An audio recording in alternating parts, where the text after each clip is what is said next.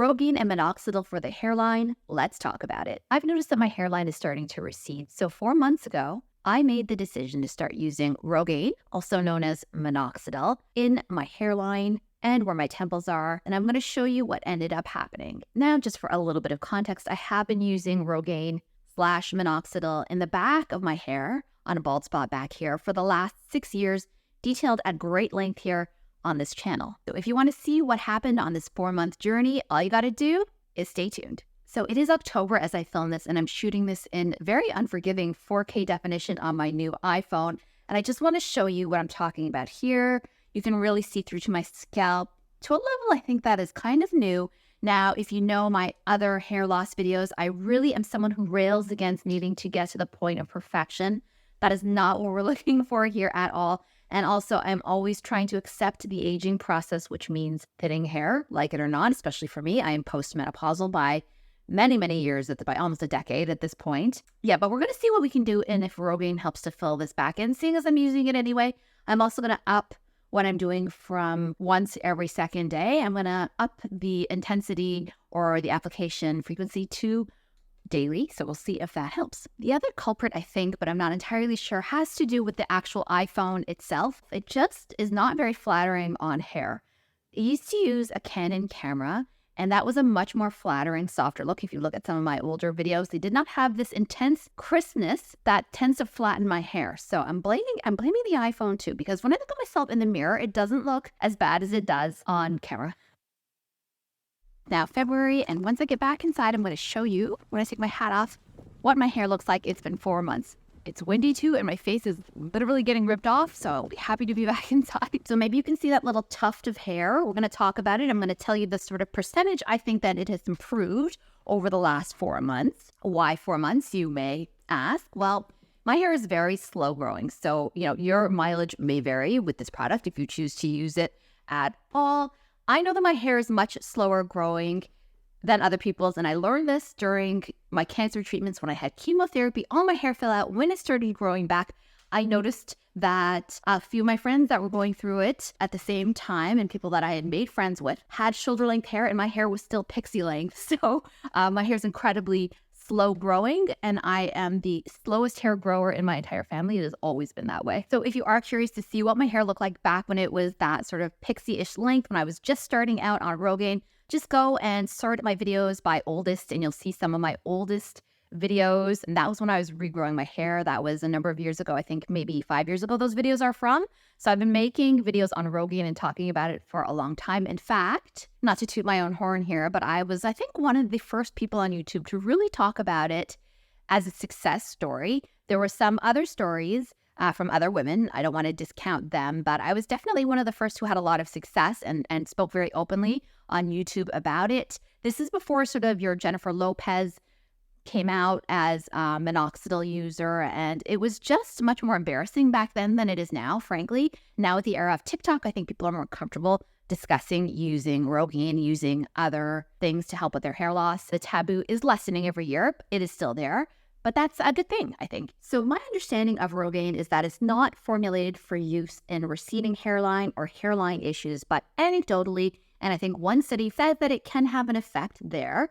Definitely, I've heard from people that they've had good luck regrowing the hair a little bit in their hairline, so that is why I chose to use it. I personally stick to name brand Rogaine. I use 5% men's. Yes, it says not for use by women on the packaging, but that is a sort of regulatory thing. Let's use our critical thinking skills. Let's talk science. It is 5% minoxidil in the men's, and in the women's, if you choose to use that strength, that is the active ingredient.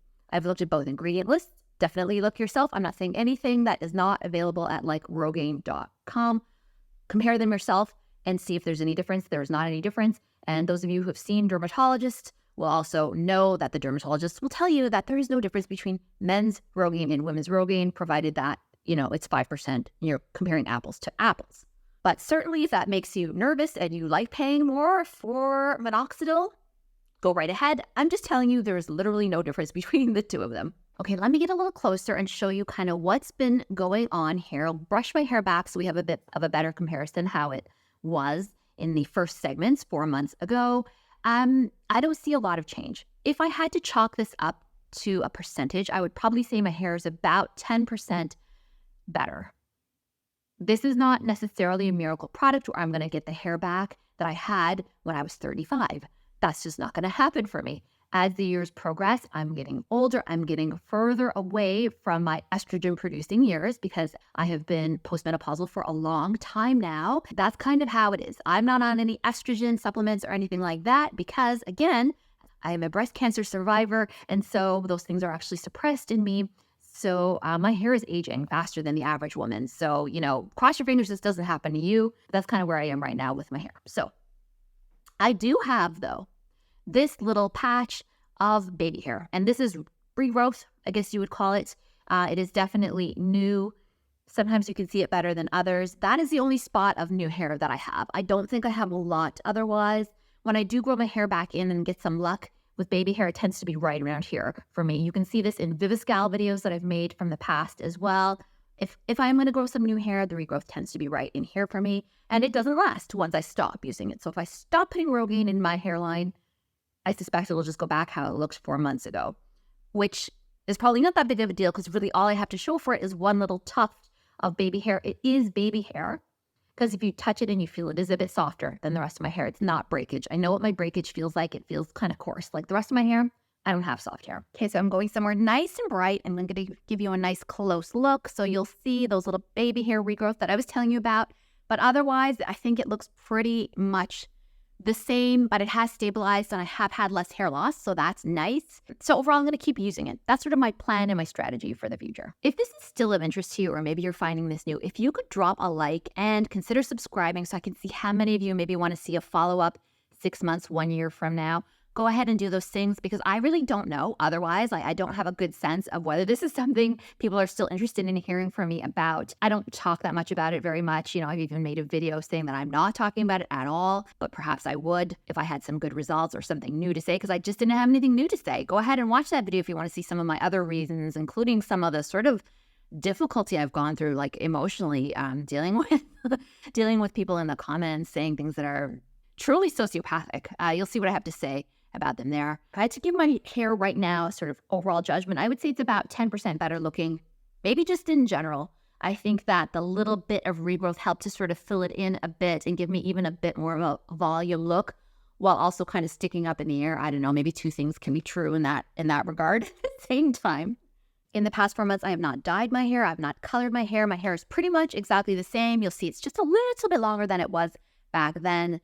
But nothing else has changed other than me just using Rogaine daily. I was using it about every second day or so, but I was starting to get a bit sloppy with that. And then I found that I was having a lot of hair fall in the later summer. So I decided to amp it all up again to 1 time a day again. And I'm grateful that I did. I have a newsletter completely free. You can sign up for it. It's helenavery.substack.com where I talk about this and other issues, new beauty products, stuff like that.